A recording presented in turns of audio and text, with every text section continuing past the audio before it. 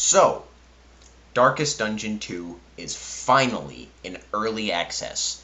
This has been a long time in the waiting for me. A full 5 years since the first game came out, even though I only started playing it like a couple years ago. However, I have not watched the trailer, I have not seen any gameplay, and I want to keep it that way, because I want to actually buy the full game and go into it basically knowing nothing. That being said, I do know a couple of things about the game, and while I'm excited for most of it, I also have a few caveats that I want to get out of my skin.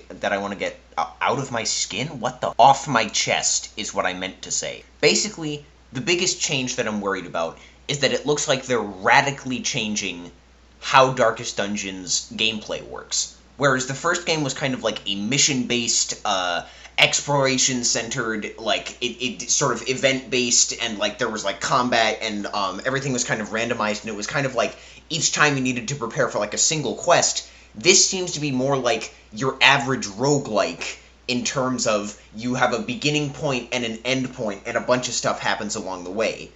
And it seems to be following in the footsteps of that amazing game, the Ogron Trail.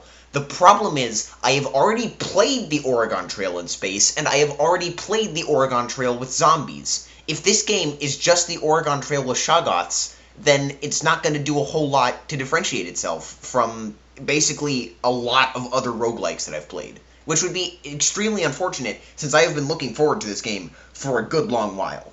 But, you know, there's still a ton to be excited about. They made the jump to 3D, so now everything in the game is going to have, like, a 3D model. I don't know about, like, the backgrounds and stuff, but, like, that's insane. I would never expect that from a team as small as Red Hook.